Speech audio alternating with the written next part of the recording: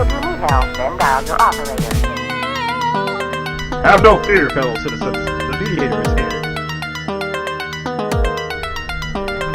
Good morning and welcome to this week's edition of The Mediator with me, your host Brian West, here to give you the top 8 headlines and developing news stories that made it in this week. Now, as usual, I'll give you the top 8 local headlines and developing news stories that made it in first, followed by a movie clip, a skit, a trailer, or some pictures or something that's going on in the community. And then I'll give you the top 8 international headlines and developing news stories that made it in this week. So let's waste no time. Oh yeah, let's get to it.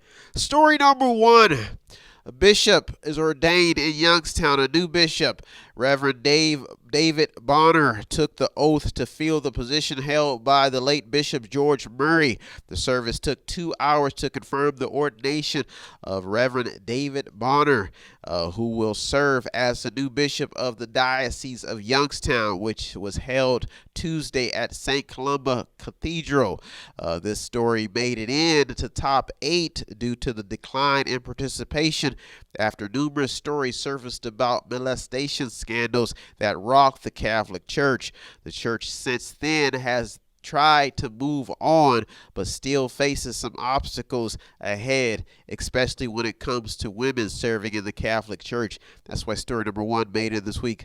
Good luck, David. Big headline. Story number 2. Local schools receiving grants. Multiple area schools received a piece of an education grant totaling about $2.6 million. According to the Department of Education, Warren, Youngstown, and the Trumbull County Educational Service Center received a portion of the grant money issued out. The grants were issued to the district to assist with remote learning and other training essentials. Big headline. People need money. Show it to me. Show it in money. Big headline. Story number 3. 2 new police officers sworn in Austintown. Anna Mangan and Phil Fusco have both took the oath to join the Austintown Police Force. Fusco worked for the Lawrence County Jail in Pennsylvania, and Mangan's experience stems from the National Guard. So some experienced officers. This story crept in because there is still a need for good police officers, especially after a COVID-19 hiring freeze, as stated in the article. Many local departments are still looking to fill positions of retirees, and they're trying to meet the demands for more diversity in the police force due to recent events circulating in and out of the news. Story number 3 is a big headline, and that's why I made it in this week. Guaranteed. Story number 4. Old plans revived to reopen an old downtown building. The building located at 101 Market Street, purchased by Brian Angelilli, says he has big plans for the building, according to a local Vindicator article. Now, at the moment, he wants to reopen the parking deck next month and put some breakfast and lunch businesses on the ground floor. Sounds sweet. The building was purchased for $400,000 in October 2019 from NYO Property Group. Councilman Julius Oliver of the D First Ward, if you want to use it correctly, D First Ward gave his appreciation of YO Properties 101 LLC for investing in the downtown area. So this story is still developing. Good luck. See how it turns out. Big headline.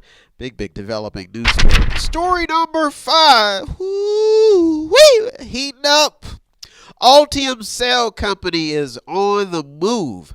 Altium Cell, a battery cell company backed by GM and South Korea's LG Chem, has acquired 144.2 acres of land, according to one local article. I'm moving in. Now, according to Dan Flores, a spokesman for GM, the property has been purchased to increase the company's flexibility for potential growth. The company's goal is to employ 400 people by the end of 2021. Let's hope they reach that goal, because there's a lot of people around here that need a job. Big headline. Big developing news story. Sweet. Story number 6. Youngstown parts ways with the police chief. Multiple reports surfaced in the last 2 weeks about Youngstown's police chief Robin Lee. Now, there was a little confusion on whether the police chief was fired or resigned. The article reads that he was fired due to the different opinions that he and the mayor had on the future of the department. Chief Robin Lee, who, according to one local article, had years of experience with the Youngstown Police Department that dates all the way back to 1976. That's a long time. Now, during his time as chief, Lee focused on community policing and worked to increase diversity in hiring. Now, whatever caused the disagreements between the former police chief and the mayor, things must have went sour because of disagreements with take-home cars for the department, crime prevention, along with the fact that the former police chief lives outside of the city. He lives in Poland, and because of overtime cost concerns. So all these things may have caused friction between him and the mayor. Now, Lee apparently opposed Councilwoman and Anita Davis's vision for the police chief position, and he also opposed the mayor's vision for the police department. So there was some conflicts going on inside of the police department with the mayor and the police chief. Now, all of this friction may have led to the chief parting ways with Youngstown. Like I said, he's been working for the city since 1976. That's a long time. Big headline. Big developing news story. Story number 7 in the top 2 local headlines and developing news stories that made this week. I'm cruising, baby. Smooth, calm, and collective. The Mediator. Ohio officials are depending on the vaccine for progress, but supply and trust is still low. Now, with COVID-19 still lingering around, many still just want things to be back to normal. The governor's plan now may entail vaccinations, but multiple reports show a growing divide with those wanting to get vaccinated and those who don't. Now, at the moment, trust is still an issue. People have already started to take matters into their own hands by treating themselves.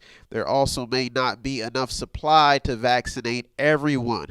People have also been complaining about a lack of instructions. Apparently, they don't know. Now, apparently they don't know where to get vaccinated or even know the protocol put in place by the state. Reports say that the first phase has been very, very slow. This is another big story that is still developing, and that's why it made into the top 2 this week. Story number 8 and the top local headline and developing news story that made it this week. Woo wee! Hate it or love it, baby. It's the top story. Youngstown City Auditor reports a slight increase in tax collections. Ralph Meacham was surprised to see a slight increase in tax collections last year in regards to the economic struggle brought on by COVID-19. The county collected $44.5 million in 2020, which was up 1.8% compared to 2019, according to the local article. He credits the sales tax on internet sales for the increase. Meacham says the county's finances are very healthy right now due to the cooperation between local officials in the middle of a pandemic. He also went on the record to compliment the county's high bond rating from the Standard & Poor's. Now, according to the local article, the county's general fund had a carryover balance of $23.1 million at the end of 2019. That's an increase from 2018. So that's good news. Well, those are our top 8 local headlines and developing news stories that made it in this week. I'll be right back with the top 8 international headlines and developing news stories. So don't go anywhere. You're in the Mediator with me, Brian West. I'll be right back. If you need help, then dial your operator. Have no fear, fellow citizens. The Mediator is here.